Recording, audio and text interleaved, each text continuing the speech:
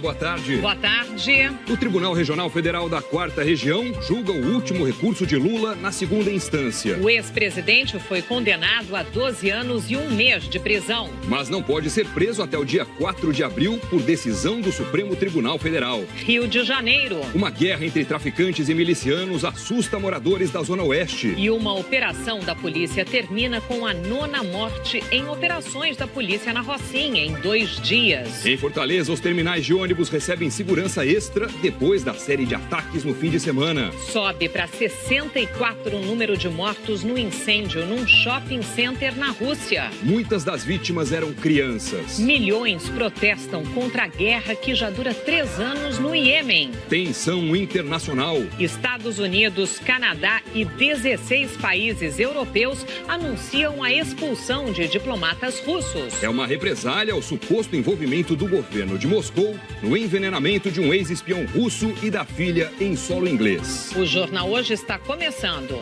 A gente abre a edição desta segunda-feira do Jornal Hoje com o flagrante de mais um episódio assustador da violência no Rio de Janeiro. A fuga de dezenas de bandidos fortemente armados no meio da cidade foi registrada pelo Globocop hoje cedo. A reportagem é de Paulo Mário Martins. Uma guerra urbana, ao vivo, na TV. Vários homens armados aqui na comunidade Batomushi. O repórter Genilson Araújo estava no Globocop quando flagrou os criminosos em ação. Era pouco antes das 7 da manhã. O grupo se escondeu atrás de um muro e um dos homens disparou. Depois começou a correria. Eram dezenas de bandidos. Alguns usavam roupas pretas e coletes à prova de balas. Eles entraram em carros já posicionados para a fuga. Havia bandidos amontoados até nos porta-malas.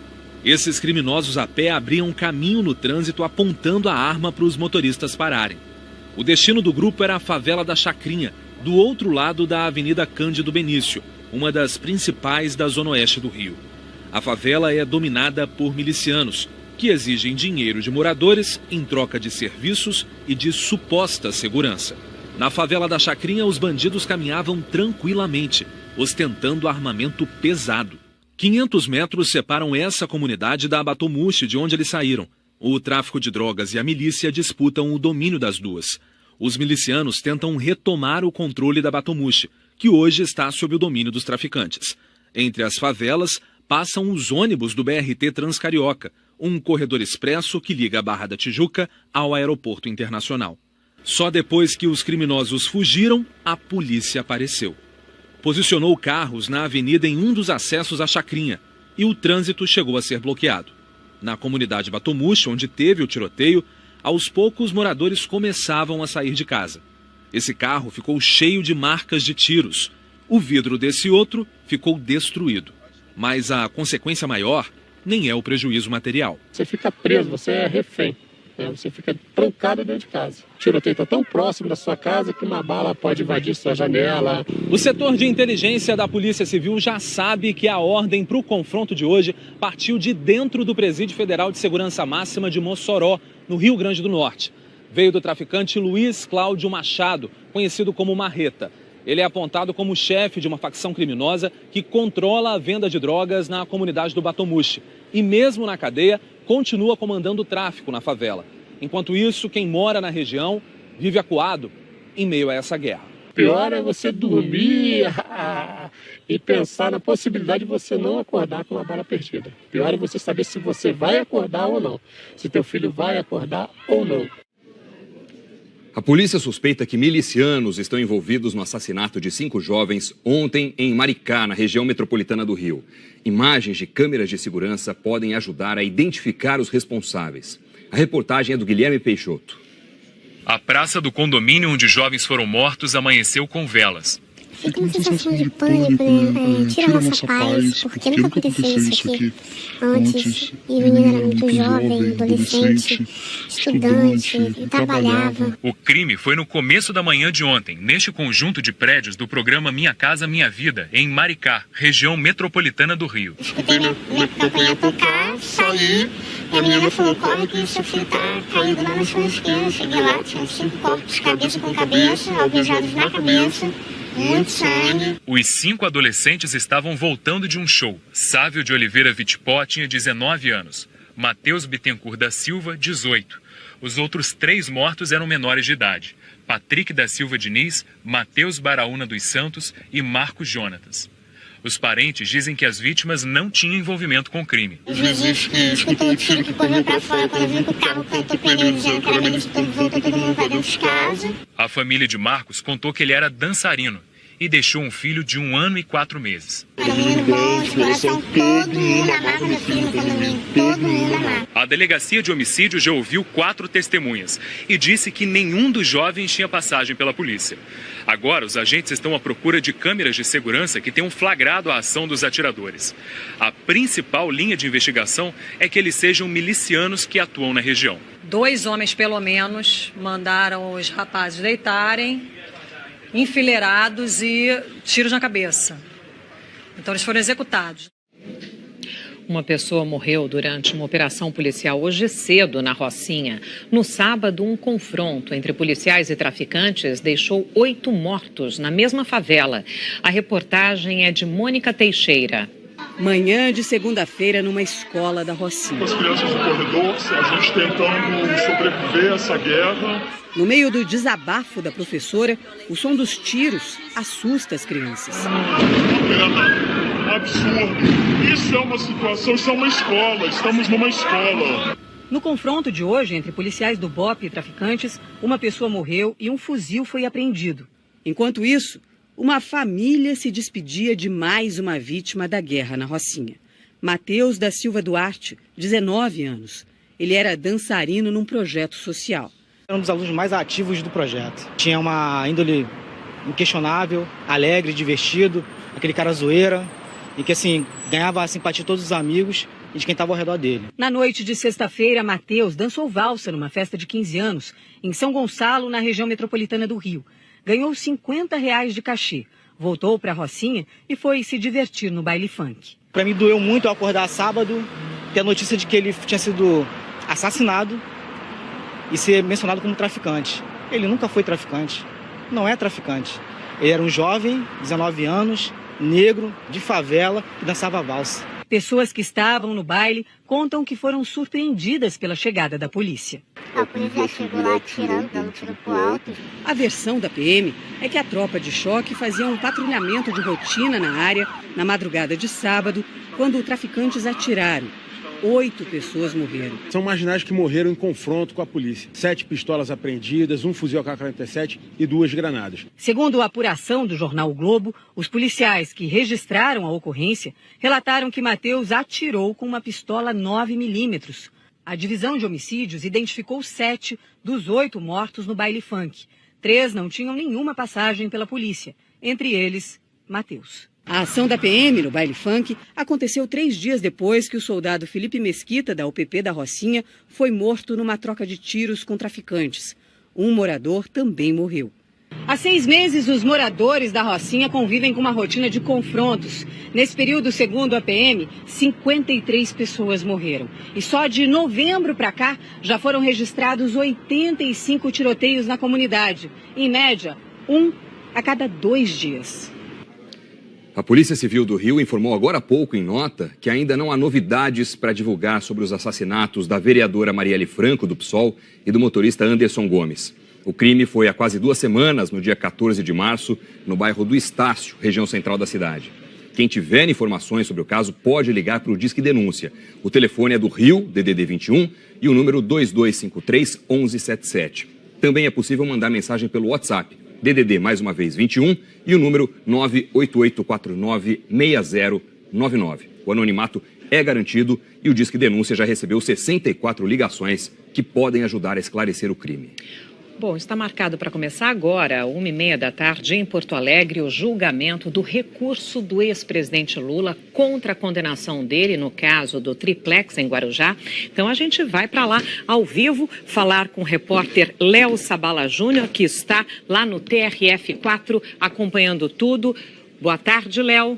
Olá, Sandra, muito boa tarde a todos. O julgamento começa daqui a pouquinho, os desembargadores já estão se posicionando para julgar, portanto, esses embargos de declaração do ex-presidente Lula. Ao contrário do que aconteceu no julgamento de janeiro, dessa vez não vai haver a transmissão ao vivo aqui do Tribunal Regional Federal da 4ª Região, não está autorizada essa transmissão, mas os jornalistas podem acompanhar aqui de dentro deste auditório. A gente vai poder acompanhar atrás aqui neste telão, que por enquanto ainda não está transmitido, porque vai começar dentro de instantes esse julgamento. Além do processo envolvendo o ex-presidente Lula, outros 3 processos da Lava Jato estão na pauta de hoje, entre eles um recurso da defesa do ex-deputado Eduardo Cunha contra a condenação dele em segunda instância, também aqui no Tribunal Regional Federal da 4ª Região no ano passado. Bom, sobre o ex-presidente Lula, a defesa entrou com embargos de declaração pedindo que ele seja inocentado e o processo do triplex do Guarujá seja anulado. A gente lembra que em janeiro os 3 desembargadores da 8ª turma aqui do tribunal confirmaram a condenação de Lula e aumentaram a pena para 12 anos e 1 mês de prisão por corrupção e lavagem de dinheiro. O julgamento aqui de hoje vai ser muito simples. Primeiro fala o relator, o desembargador João Pedro Gebran Neto. Ele faz aí um resumo do relatório, em seguida também lê o seu voto. Depois votam o desembargador Leandro Paulsen e também o desembargador Vitor Luiz dos Santos Laus. Não sabemos ainda se os desembargadores irão falar nesse julgamento, não costumam falar, mas é importante esperar o momento do julgamento para saber como vão agir os outros 2 desembargadores. Defesa e Ministério Público Federal, de acordo com o rito, eles não se manifestam nesse tipo de julgamento. Sandra, Doni. Ok, Léo, a gente volta já com você daí. Até já.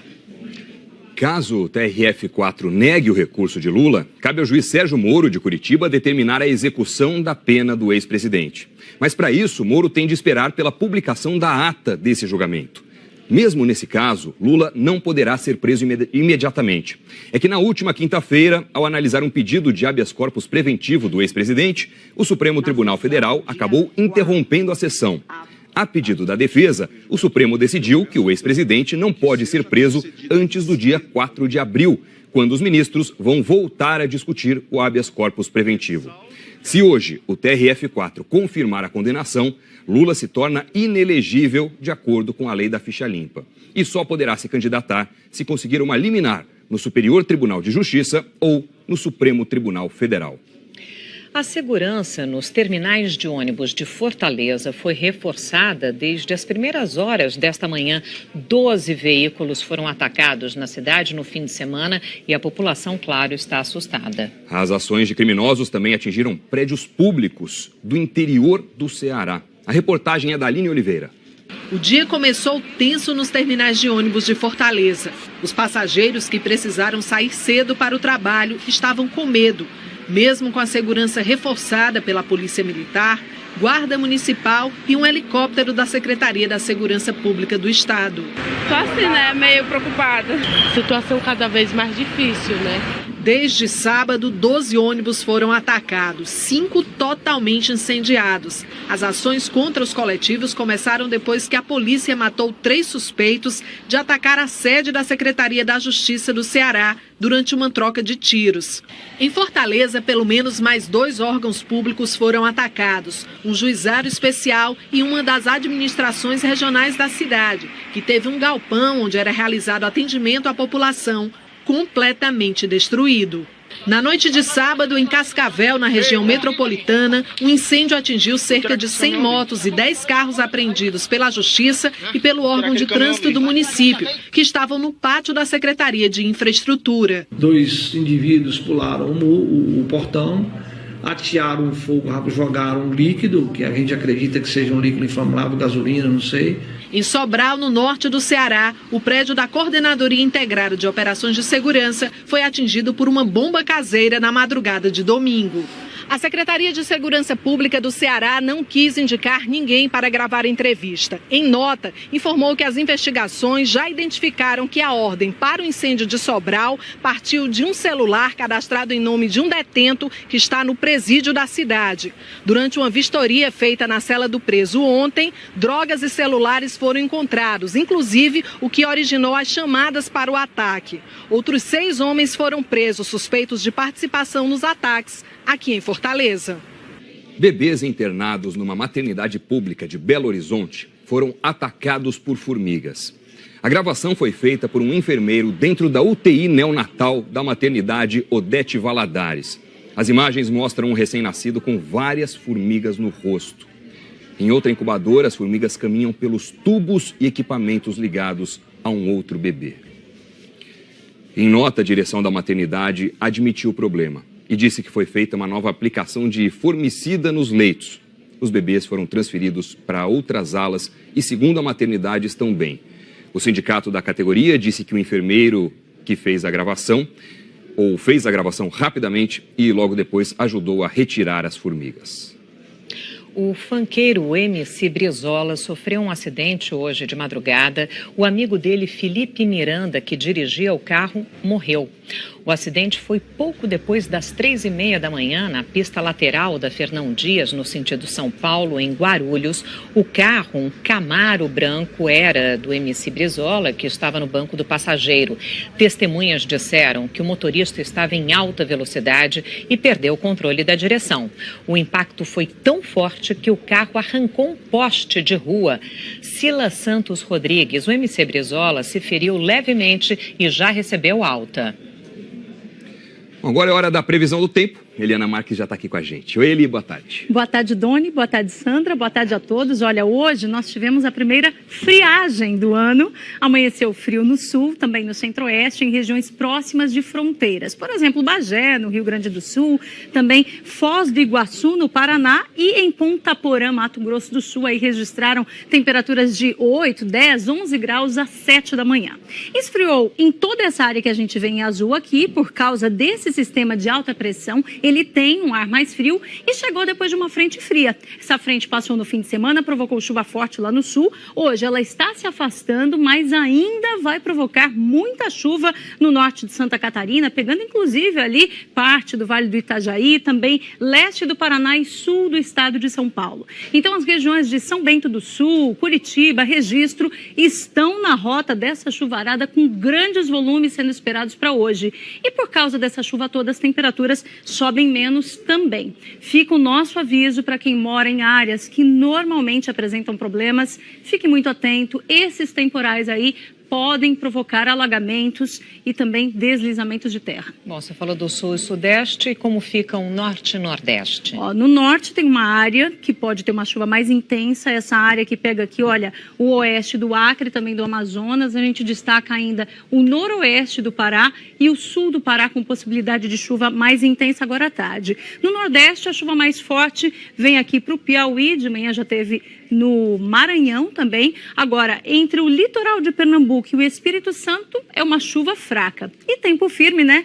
Pegando desde o sertão pernambucano, avançando aqui até a região dos lagos no Rio de Janeiro e também entre o oeste de Mato Grosso do Sul e quase todo o Rio Grande do Sul. Pode chover lá para os lados da Serra Gaúcha somente. Em Porto Alegre não tem previsão de chuva, também não faz calor agora à tarde. Em Florianópolis, máxima de 26 graus, possibilidade de chuva. Em São Paulo, máxima de 29, já tem chuva forte nesse momento na zona sul da cidade. No Rio de Janeiro, previsão de pancadas de chuva também, máxima de 36 graus. E em Belo Horizonte, nada de chuva hoje.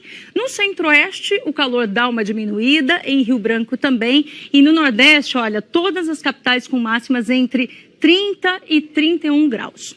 Agora chama atenção para a chuva de amanhã, porque a chuvarada virá principalmente entre Paraná, Mato Grosso do Sul, Mato Grosso e nessa faixa ao norte do Brasil, até aqui pelo sertão da Paraíba. E todas essas regiões que eu citei vão ficar na mira da chuva até sábado. Aliás, a semana vai ser mais seca, só que, olha, entre Alagoas e Minas Gerais e também parte do Rio Grande do Sul. Um dia esfriou hoje, amanhã já volta a esquentar. Para quem não gosta do frio, uma boa notícia. Por enquanto é outono, com cara de verão ainda. Obrigada, gostei. Até amanhã. Eu não muito. Valeu, Eli. Tchau, tchau. O Banco Central vai limitar, a partir de 1º de outubro, a tarifa cobrada nas operações de cartões de débito. Atualmente não existe limite para essa taxa, que é cobrada dos comerciantes pelas empresas que operam as máquinas de cartões.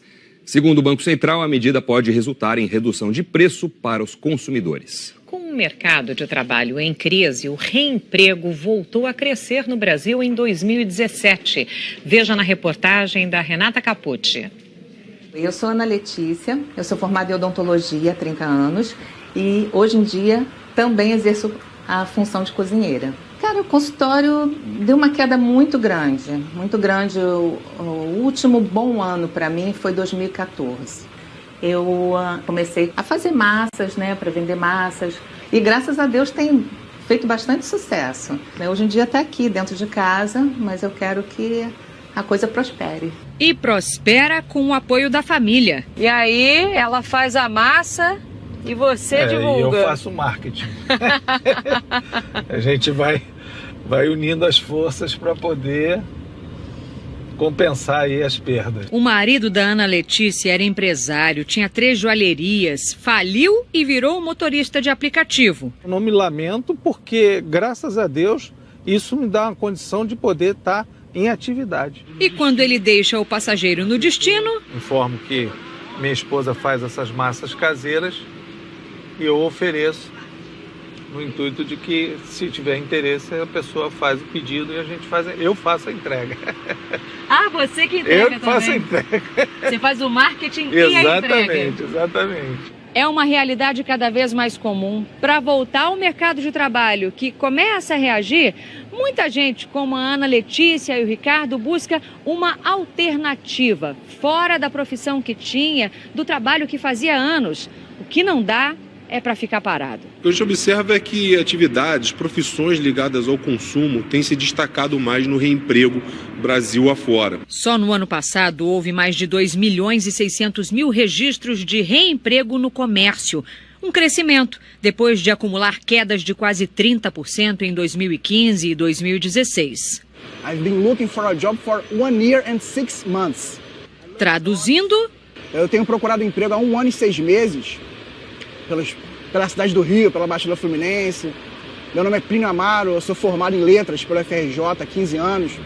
Eu adoraria trabalhar em hotel, como recepcionista, como mensageiro. Adoraria trabalhar também na área de cultura, teatros, museus. Eu acho que quando a gente é formado em alguma coisa, a gente não precisa necessariamente buscar funções, buscar posições na nossa formação. A gente pode usar o que a gente aprendeu na nossa formação, os conhecimentos, a experiência de vida, para aplicar em outras áreas. Eu não me envergonharia nem um pouco de ser porteiro, muito pelo contrário. Eu teria muito orgulho em falar, eu sou mensageiro de um hotel tal, ou eu sou porteiro de um prédio tal. O que importa é a felicidade. Vamos voltar agora a Porto Alegre com o repórter Léo Sabala Júnior. O Léo tem informações atualizadas sobre o julgamento do recurso do ex-presidente Lula, que foi condenado no processo sobre o triplex do Guarujá. Oi, Léo.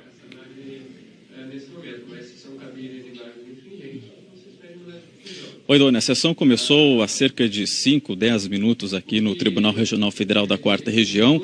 Ainda não chegou a vez do julgamento do caso do ex-presidente Lula. O primeiro processo que entrou na pauta foi um agravo da Fazenda Nacional sobre a apreensão de bens de Alberto Youssef. Na sequência, deve ocorrer o julgamento de um processo relacionado ao ex-deputado Eduardo Cunha, que está recorrendo contra a condenação dele em segunda instância aqui também no Tribunal Regional Federal da 4ª Região. A assessoria agora fala aqui que está entrando na pauta o processo de Eduardo Cunha e a gente fica no aguardo aqui sobre o julgamento do caso do ex-presidente Lula. A gente repete que, ao contrário do que aconteceu no julgamento de janeiro, não há transmissão ao vivo aqui pelo Tribunal Regional Federal da 4ª Região. A imprensa está acompanhando tudo dentro de um auditório aqui mesmo na sede do tribunal, através deste telão ali. O desembargador João Pedro Gebran Neto está falando e a gente volta a qualquer momento quando tiver começado o julgamento do caso do ex-presidente Lula. Tá certo, Léo, a gente volta a conversar já já. Obrigado. Subiu para 64 o número de mortos no incêndio num shopping center na Rússia. Entre as vítimas, muitas crianças. A reportagem é do correspondente em Moscou, Marcelo Correge. Os vídeos gravados por quem estava dentro do shopping Winter Cherry mostram desespero. Os alarmes de incêndio não funcionaram. Muitas saídas de emergência permaneciam trancadas, apesar do fogo e da fumaça escura no quarto andar. Por isso, algumas pessoas recorreram às janelas. Neste vídeo amador, um homem tenta pular de uma delas e bate numa estrutura metálica. O estado de saúde dele não foi divulgado, mas 2 pessoas que saltaram de janelas do shopping sobreviveram. As autoridades confirmaram agora há pouco a morte de 64 pessoas na maior tragédia do tipo em território russo em quase 10 anos. Outras 52 pessoas ficaram feridas e 13 estão internadas em estado grave. 16 pessoas continuam desaparecidas. Campanhas de doação de sangue para as vítimas mobilizam a cidade de Kemerovo, que fica a cerca de 3.000 quilômetros de Moscou, no sul da Sibéria. Esta moradora de Kemerovo disse que estava chocada com o que aconteceu. Ficou arrasada pelas pessoas e as crianças que estavam lá dentro. Mais de 24 horas após o início do incêndio, as equipes de resgate ainda não tinham conseguido controlar totalmente o fogo. Ele começou por volta de meio-dia deste domingo. A versão mais divulgada pela imprensa russa cita um curto-circuito num brinquedo de um mini parque de diversões no 4º andar do shopping. Segundo testemunhas, um gás de uma criança teria ficado preso na estrutura, provocando este curto-circuito. No mesmo andar, também ficavam 3 salas de cinema, que teriam demorado a avisar sobre o incêndio. Hoje, em nota oficial, o porta-voz da presidência da Rússia, Dmitry Peskov, disse que ainda é cedo para se afirmar as reais causas do incêndio em Kemerovo.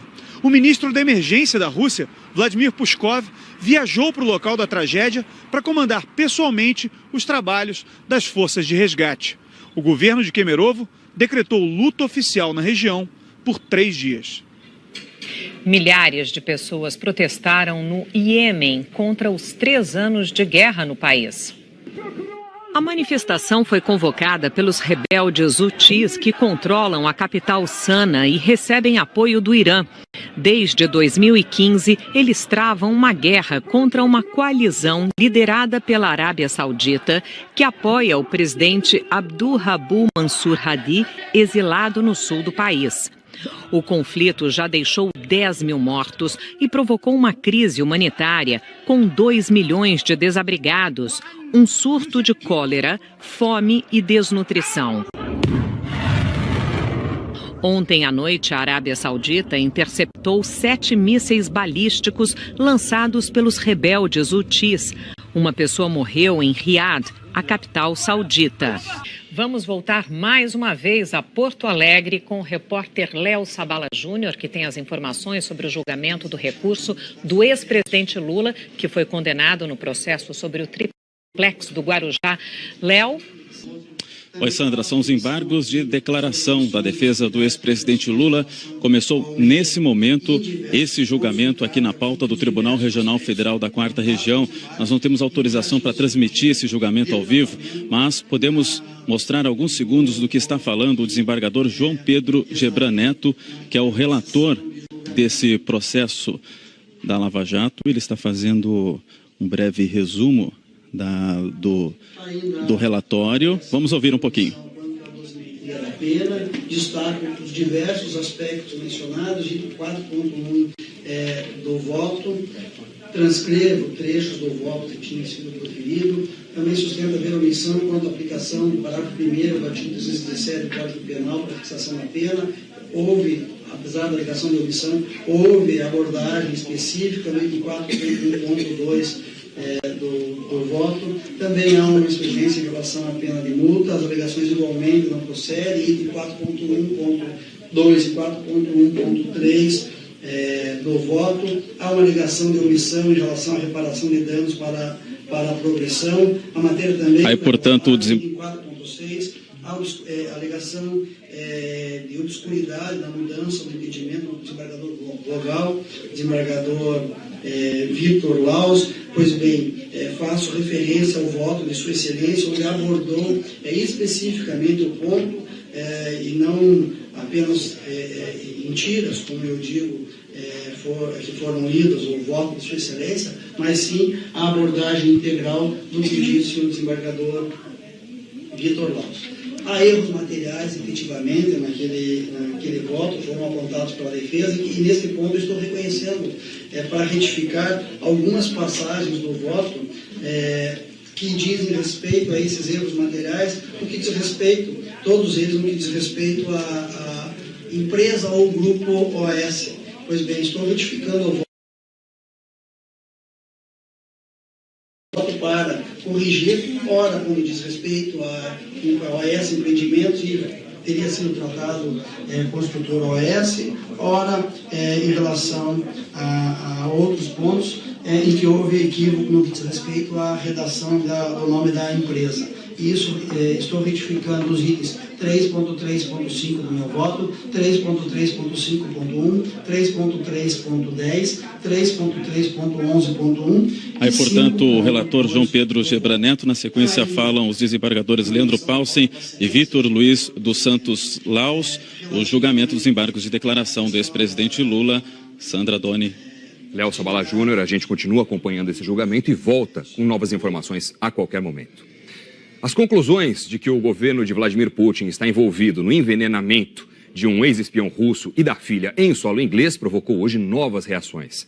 Países da Europa, assim como Canadá e Estados Unidos, anunciaram a expulsão de dezenas de diplomatas russos. Em Nova York, o correspondente Tiago Weltz traz os detalhes. Oi, Tiago, boa tarde para você. O governo americano vai, inclusive, fechar um consulado em território americano, né? Oi, Doni, vai sim. Boa tarde a você, boa tarde a todos. O governo americano anunciou que vai fechar o consulado russo em Seattle e justificou o fechamento desse consulado especificamente porque ele fica próximo a uma base americana de submarinos. Ao todo, os Estados Unidos vão expulsar 60 russos, 48 diplomatas e funcionários de governo espalhados pelo país e 12 agentes da inteligência que trabalham na ONU aqui em Nova York. O Canadá também anunciou que vai expulsar 4 diplomatas russos e afirmou que eles foram identificados como sendo agentes de inteligência disfarçados de diplomatas que trabalhariam contra a segurança nacional ou para interferir na democracia canadense. Todas essas medidas são uma reação em apoio ao Reino Unido, depois do envenenamento de um ex-espião russo e da filha dele na Inglaterra. Esse ataque aconteceu no começo do mês e a Inglaterra acusa Moscou de ter planejado o envenenamento. Na declaração de hoje, a Casa Branca afirmou que a Rússia usou uma arma química de guerra em solo britânico e que as medidas de hoje reduzem a capacidade russa de espionar e de ameaçar a segurança nacional americana. É a medida mais dura até agora do governo Trump contra a Rússia e vem alguns dias depois de Trump cumprimentar o presidente russo Vladimir Putin pela sua reeleição e não tocar no assunto do envenenamento. O embaixador russo disse que a decisão dos Estados Unidos era injusta e estava destruindo o pouco que restava de laços entre os dois países. Ele também disse que a resposta russa será proporcional à medida americana. Doni e Sandra. Obrigado, Tiago Weltz. E é uma grande mobilização internacional, né, Sandra? E a gente fica com receio de que resposta russa será essa, né? Já são 17 os países europeus que também estão apoiando o Reino Unido e que também, portanto, anunciaram a expulsão de diplomatas russos. A gente vai agora a Londres para falar com a nossa correspondente Cecília Malan. Cecília, boa tarde para você. Como é que anda esta onda, né, de apoio aí ao Reino Unido? Sandra, é uma extraordinária ação conjunta e coordenada de solidariedade europeia. A medida coletiva já está sendo considerada a maior expulsão de agentes russos do velho continente. Um a um, numa espécie de efeito cascata, os países como Ucrânia, Alemanha, França, Polônia, Lituânia, República Tcheca e Holanda, entre muitos outros, foram anunciando quantos diplomatas estão sendo mandados embora. Agora há pouco, no parlamento britânico, a primeira-ministra Theresa May, com todo o peso da Europa atrás dela, disse que agressões e violações russas não serão toleradas e que a Europa vai enfrentar unida as ameaças. Ela também fez questão de dizer que essa crise diplomática nada tem a ver com a população russa. O Kremlin, claro, já reagiu. O ministro do Exterior, Sergei Lavrov, chamou o gesto europeu de provocador e alertou: a Rússia vai responder na mesma moeda nos próximos dias. Apesar de estar cada vez mais isolado, o país continua negando qualquer envolvimento na tentativa de assassinato do ex-espião russo e da filha dele aqui no Reino Unido. Os dois seguem hospitalizados em estado grave. Sandra, Doni. Ok, Cecília, muito obrigada. E o Ministério das Relações Exteriores aqui do Brasil afirmou que não vai se manifestar sobre as expulsões dos diplomatas russos. O ex-líder catalão Carles Puigdemont, que foi preso ontem na Alemanha, está neste momento numa audiência de custódia. A justiça vai determinar se Puigdemont permanece detido ou se vai enfrentar o processo de extradição em liberdade condicional. A Alemanha cumpriu uma ordem internacional de detenção emitida pela Espanha, onde Puigdemont é acusado de rebelião e desobediência por ter declarado a independência da região da Catalunha ano passado, depois de uma votação considerada ilegal pela justiça espanhola. Ontem, em Barcelona, manifestantes que protestavam contra a prisão de Puigdemont entraram em confronto com a polícia. Começou hoje e deve durar 3 dias a votação para presidente no Egito. É praticamente certa a vitória do atual presidente Abdul Fattah al-Sisi para um segundo mandato. Musa Mustafa Musa, o único adversário, concorre por um partido aliado de al-Sisi. Os outros candidatos desistiram ou foram impedidos de concorrer. Al-Sisi chegou ao poder em 2013 com um golpe de Estado. Depois do escândalo do vazamento de dados de 50 milhões de usuários, o Facebook publicou um pedido de desculpas nos principais jornais britânicos e americanos. O anúncio diz que o Facebook tem a responsabilidade de proteger as informações dos usuários. Assinado por Mark Zuckerberg, fundador do Facebook, o anúncio diz ainda que o vazamento de dados de milhões de usuários em 2014 foi uma quebra de confiança. Ele pediu desculpas e disse que está tomando providências para isso não acontecer de novo. Estados Unidos e Reino Unido abriram investigações sobre o escândalo, que derrubou o valor de mercado do Facebook na semana passada em 58 bilhões de dólares, o equivalente a 191 bilhões de reais. Um princípio de incêndio atingiu um dos prédios do Supremo Tribunal Federal hoje cedo. Foi na sessão de processos diversos que estava vazia. O fogo começou com um curto-circuito no ar-condicionado. 200 pessoas estavam no prédio na hora do incêndio. Todas foram retiradas e ninguém ficou ferido. Nenhum documento foi perdido. O Tribunal Regional Federal da 4ª Região acaba de julgar o recurso do ex-presidente Lula contra a condenação dele no caso do triplex do Guarujá. A gente volta a Porto Alegre com Léo Sabala Júnior. Léo, qual foi a conclusão?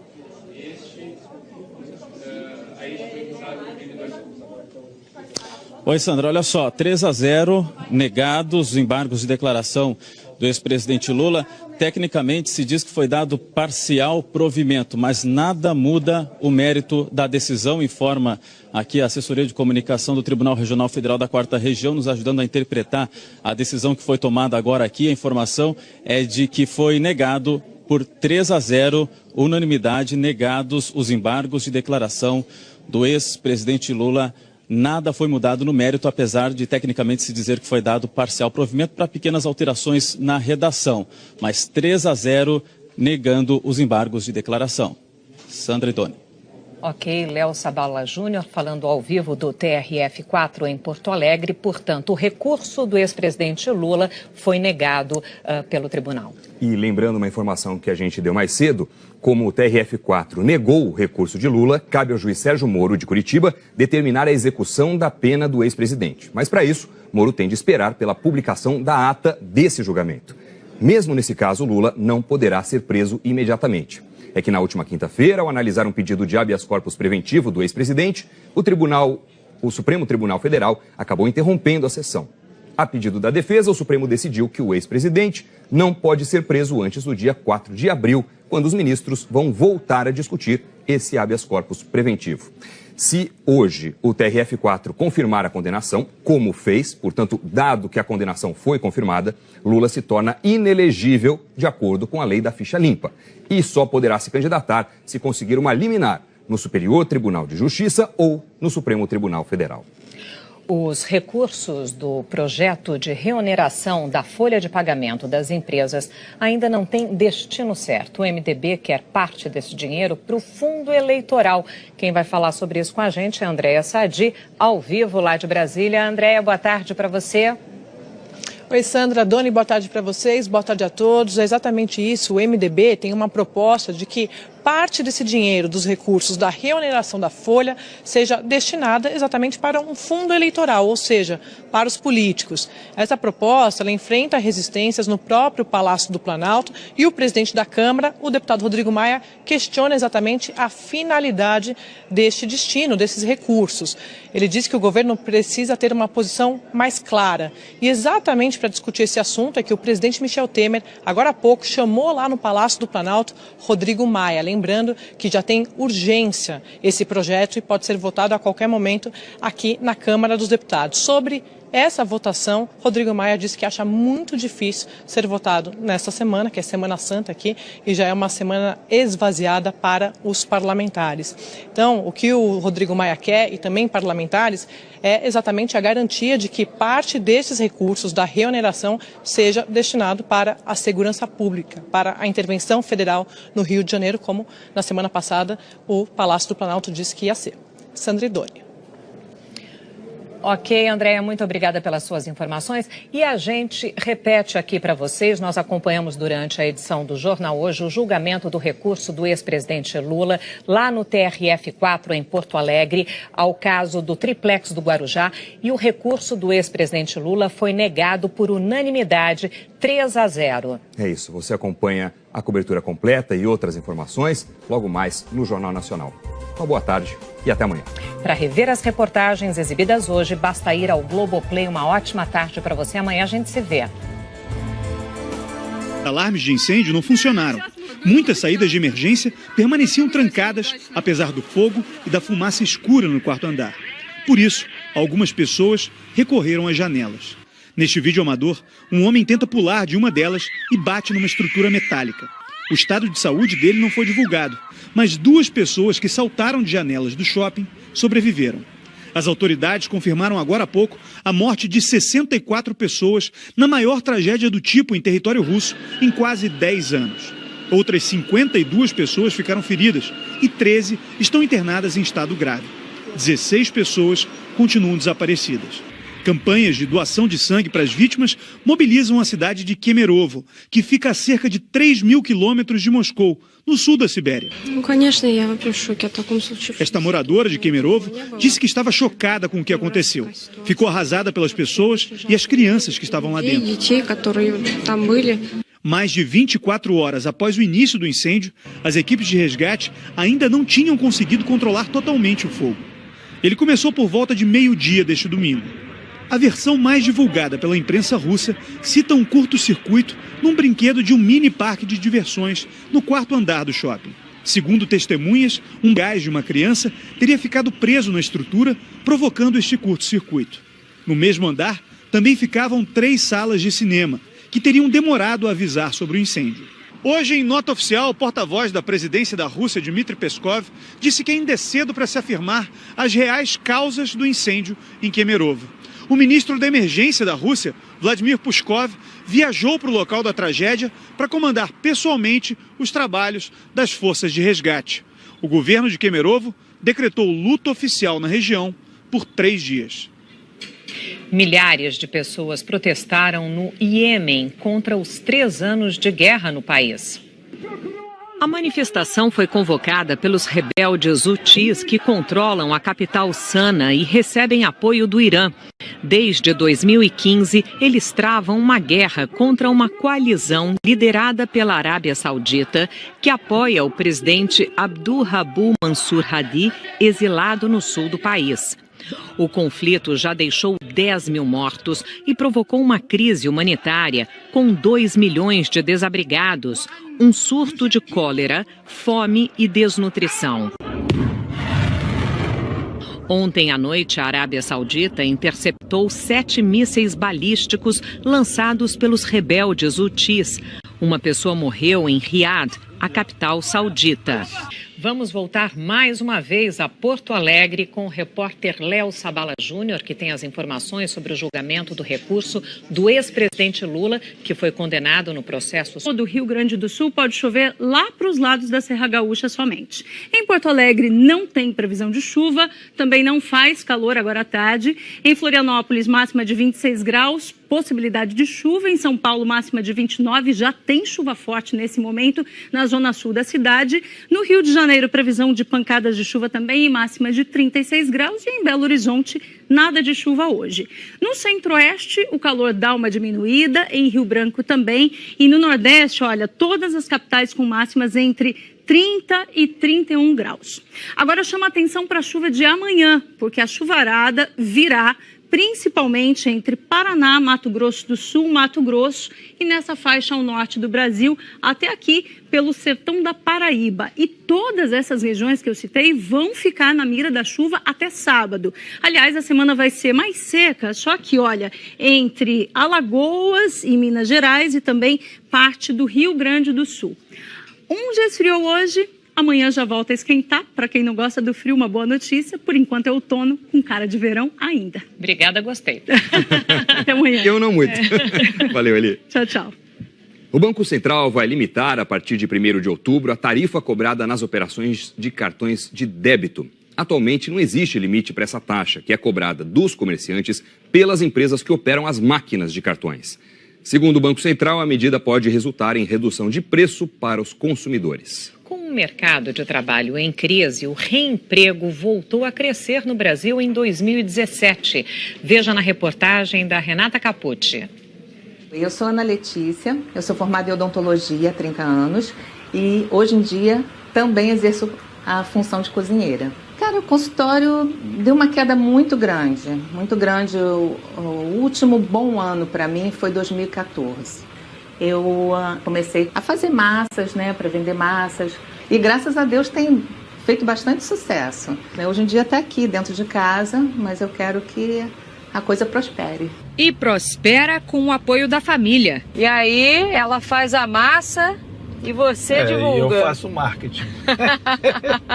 A gente vai unindo as forças para poder compensar aí as perdas. O marido da Ana Letícia era empresário, tinha 3 joalherias, faliu e virou motorista de aplicativo. Eu não me lamento porque, graças a Deus, isso me dá uma condição de poder estar em atividade. E quando ele deixa o passageiro no destino... Informo que minha esposa faz essas massas caseiras e eu ofereço no intuito de que, se tiver interesse, a pessoa faz o pedido e eu faço a entrega. Ah, você que entrega também. Eu faço a entrega. Você faz o marketing e a entrega. Exatamente. A gente abre a edição desta segunda-feira do Jornal Hoje com o flagrante de mais um episódio assustador da violência no Rio de Janeiro. A fuga de dezenas de bandidos fortemente armados no meio da cidade foi registrada pelo Globocop hoje cedo. A reportagem é de Paulo Mário Martins. Uma guerra urbana, ao vivo, na TV. Vários homens armados aqui na comunidade Batomuxo. O repórter Genilson Araújo estava no Globocop quando flagrou os criminosos em ação. Era pouco antes das 7 da manhã. O grupo se escondeu atrás de um muro e um dos homens disparou. Depois começou a correria. Eram dezenas de bandidos. Alguns usavam roupas pretas e coletes à prova de balas. Eles entraram em carros já posicionados para a fuga. Havia bandidos amontoados até nos porta-malas. Esses criminosos a pé abriam caminho no trânsito apontando a arma para os motoristas pararem. O destino do grupo era a favela da Chacrinha, do outro lado da Avenida Cândido Benício, uma das principais da zona oeste do Rio. A favela é dominada por milicianos, que exigem dinheiro de moradores em troca de serviços e de suposta segurança.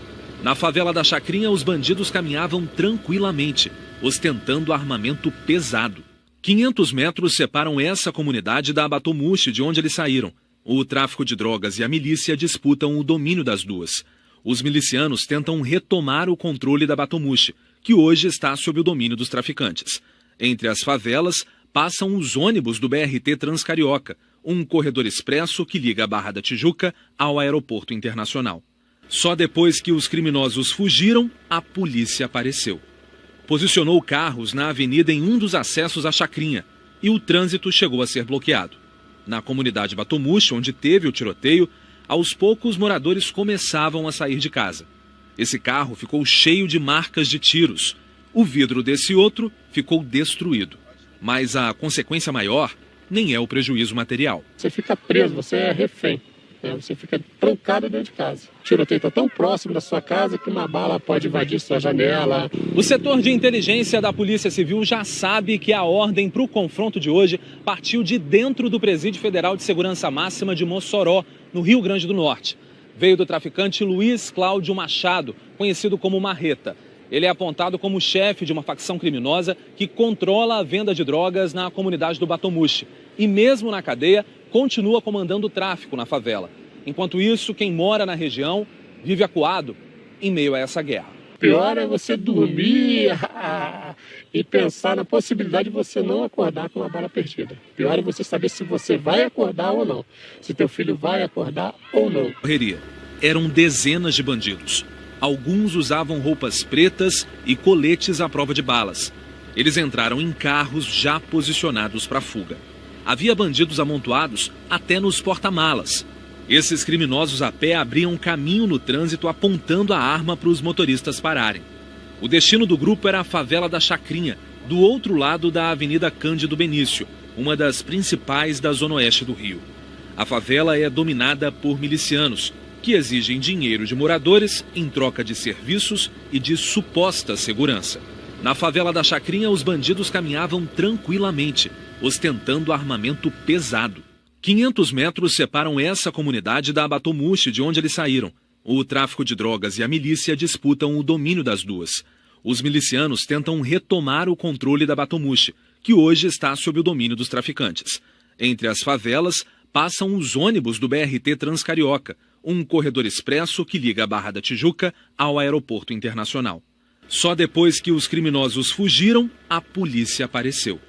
Posicionou carros na avenida em um dos acessos à Chacrinha e o trânsito chegou a ser bloqueado. Na comunidade Batomuxi, onde teve o tiroteio, aos poucos moradores começavam a sair de casa. Esse carro ficou cheio de marcas de tiros. O vidro desse outro ficou destruído.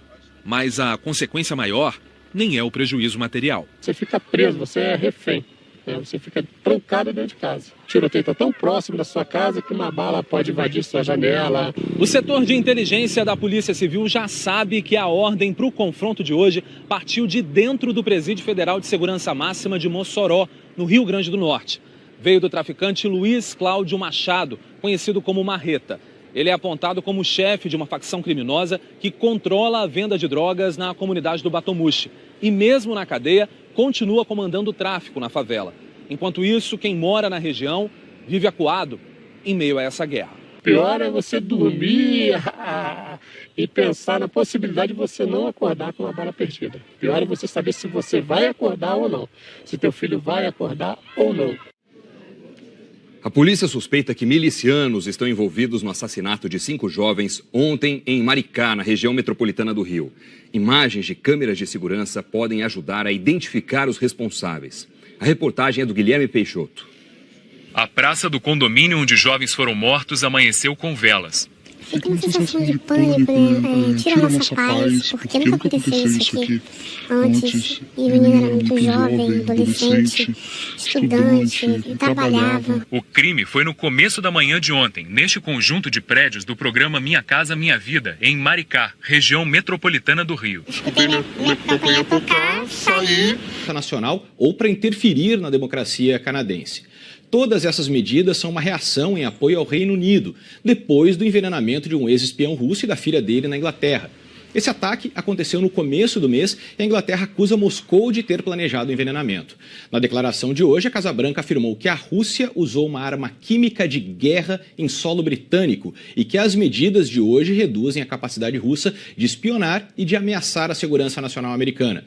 É a medida mais dura até agora do governo Trump contra a Rússia e vem alguns dias depois de Trump cumprimentar o presidente russo Vladimir Putin pela sua reeleição e não tocar no assunto do envenenamento. O embaixador russo disse que a decisão dos Estados Unidos era injusta e estava destruindo o pouco que restava de laços entre os dois países. Ele também disse que a resposta russa será proporcional à medida americana. Doni e Sandra. Obrigado, Thiago Eltz. E é uma grande mobilização internacional, né, Sandra? E a gente fica com receio de que resposta russa será essa, né?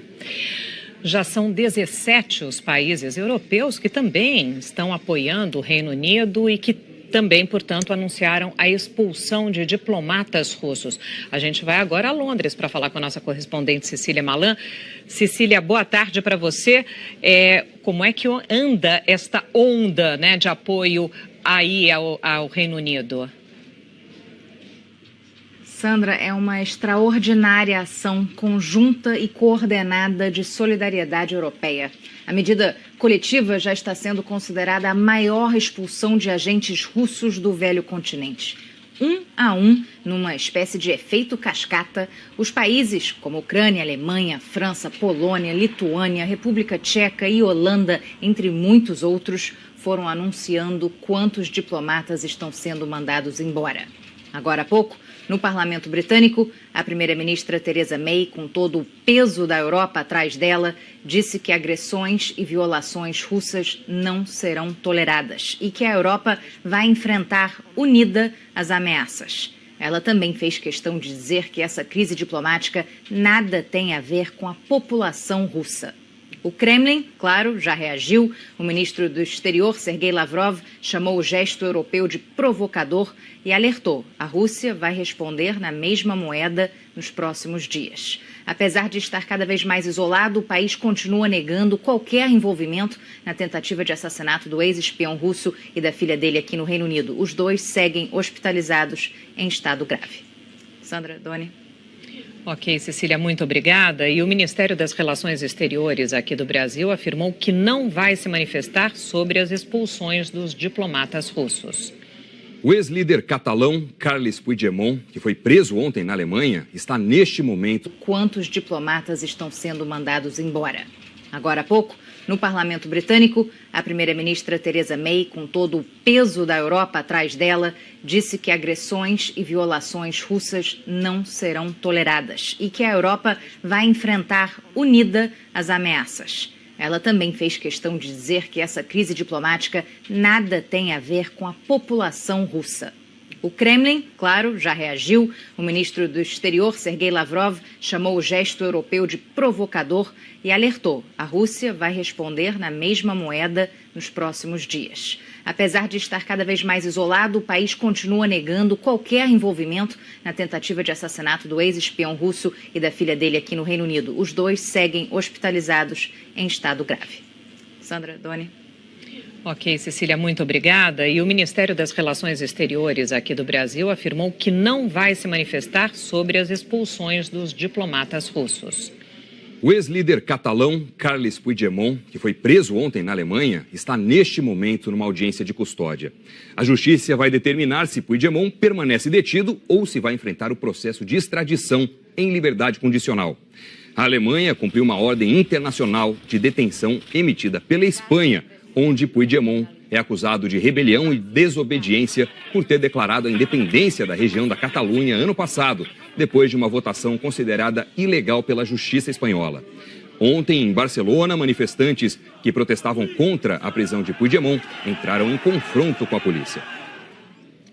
Começou hoje e deve durar 3 dias a votação para presidente no Egito. É praticamente certa a vitória do atual presidente Abdul Fattah al-Sisi para um segundo mandato. Musa Mustafa Musa, o único adversário, concorre por um partido aliado de al-Sisi. Os outros candidatos desistiram ou foram impedidos de concorrer.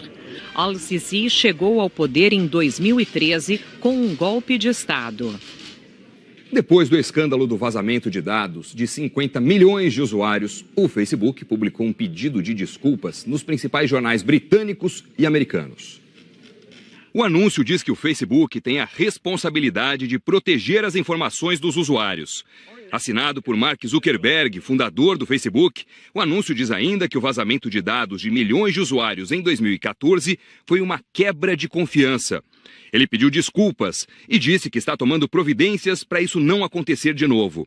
Estados Unidos e Reino Unido abriram investigações sobre o escândalo, que derrubou o valor de mercado do Facebook na semana passada em 58 bilhões de dólares, o equivalente a 191 bilhões de reais. Um princípio de incêndio atingiu um dos prédios. O que a gente observa é que atividades, profissões ligadas ao consumo têm se destacado mais no reemprego Brasil afora. Só no ano passado houve mais de 2.600.000 registros de reemprego no comércio. Um crescimento depois de acumular quedas de quase 30% em 2015 e 2016. I've been looking for a job for 1 year and 6 months. Traduzindo, eu tenho procurado emprego há 1 ano e 6 meses, pela cidade do Rio, pela Baixada Fluminense. Meu nome é Plínio Amaro, eu sou formado em letras pela FRJ há 15 anos. Eu adoraria trabalhar em hotel, como recepcionista, como mensageiro. Adoraria trabalhar também na área de cultura, teatros, museus. Eu acho que quando a gente é formado em alguma coisa, a gente não precisa necessariamente buscar funções, buscar posições na nossa formação. A gente pode usar o que a gente aprendeu na nossa formação, os conhecimentos, a experiência de vida, para aplicar em outras áreas. E eu não me envergonharia nem um pouco de ser porteiro, muito pelo contrário. Eu teria muito orgulho em falar, eu sou mensageiro de um hotel tal, ou eu sou porteiro de um prédio tal. O que importa é a felicidade. Vamos voltar agora a Porto Alegre com o repórter Léo Sabala Júnior. O Léo tem informações atualizadas sobre o julgamento do recurso do ex-presidente Lula, que foi condenado no processo sobre o triplex do Guarujá. Oi, Léo.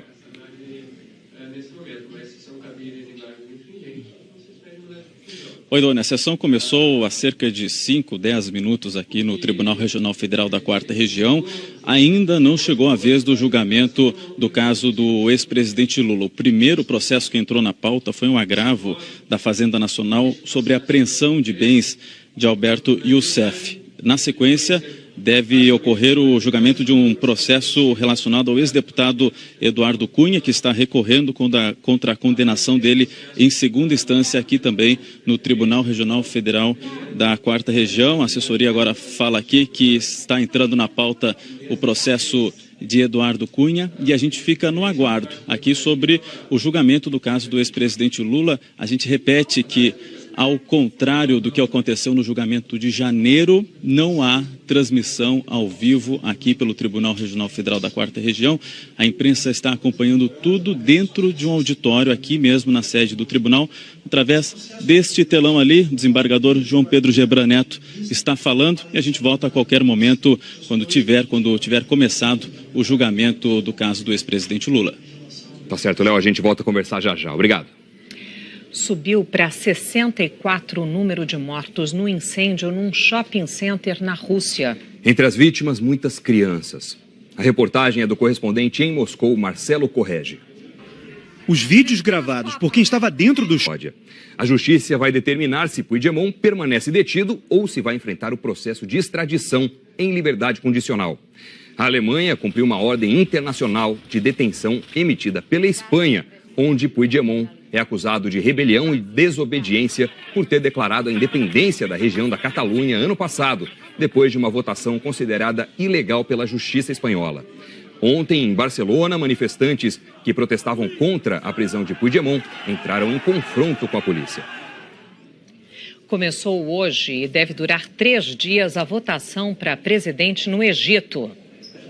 É praticamente certa a vitória do atual presidente Abdul Fattah al-Sisi para um segundo mandato. Musa Mustafa Musa, o único adversário, concorre por um partido aliado de al-Sisi. Os outros candidatos desistiram ou foram impedidos de concorrer. Al-Sisi chegou ao poder em 2013 com um golpe de Estado. Depois do escândalo do vazamento de dados de 50 milhões de usuários, o Facebook publicou um pedido de desculpas nos principais jornais britânicos e americanos. O anúncio diz que o Facebook tem a responsabilidade de proteger as informações dos usuários. Assinado por Mark Zuckerberg, fundador do Facebook, o anúncio diz ainda que o vazamento de dados de milhões de usuários em 2014 foi uma quebra de confiança. Ele pediu desculpas e disse que está tomando providências para isso não acontecer de novo. Estados Unidos e Reino Unido abriram investigações sobre o escândalo, que derrubou o valor de mercado do Facebook na semana passada em 58 bilhões de dólares, o equivalente a 191 bilhões de reais. Um princípio de incêndio atingiu um dos prédios do Supremo Tribunal Federal hoje cedo. foi na sessão de processos diversos que estava vazia. O fogo começou com um curto-circuito no ar-condicionado. 200 pessoas estavam no prédio na hora do incêndio. Todas foram retiradas e ninguém ficou ferido. Nenhum documento foi perdido. O Tribunal Regional Federal da 4ª Região acaba de julgar o recurso do ex-presidente Lula contra a condenação dele no caso do triplex do Guarujá. A gente volta a Porto Alegre com Léo Sabala Júnior. Léo, qual foi a conclusão?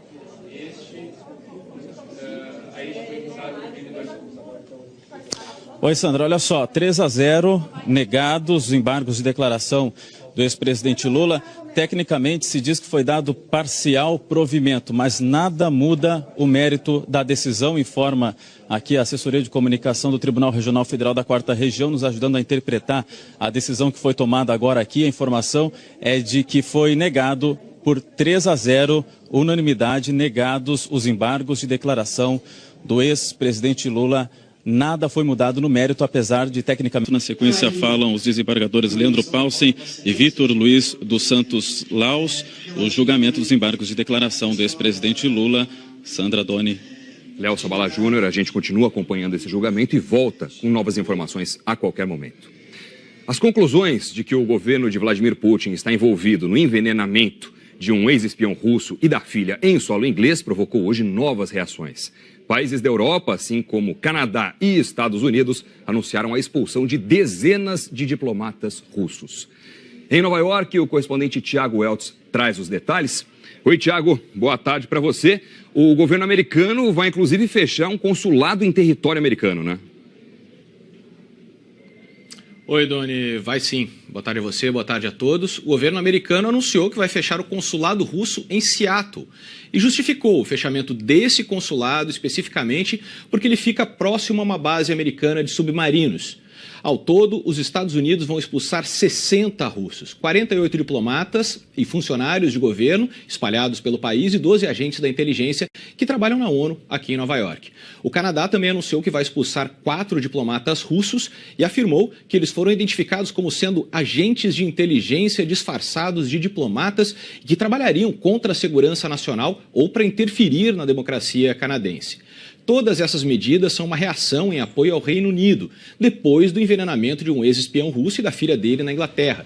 Esse ataque aconteceu no começo do mês e a Inglaterra acusa Moscou de ter planejado o envenenamento. Na declaração de hoje, a Casa Branca afirmou que a Rússia usou uma arma química de guerra em solo britânico e que as medidas de hoje reduzem a capacidade russa de espionar e de ameaçar a segurança nacional americana. É a medida mais dura até agora do governo Trump contra a Rússia e vem alguns dias depois de Trump cumprimentar o presidente russo Vladimir Putin pela sua reeleição e não tocar no assunto do envenenamento. O embaixador russo disse que a decisão dos Estados Unidos era injusta e estava destruindo o pouco que restava de laços entre os dois países. Ele também disse que a resposta russa será proporcional à medida americana. Doni e Sandra. Obrigado, Tiago Weltz. E é uma grande mobilização internacional, né, Sandra? E a gente fica com receio de que resposta russa será essa, né?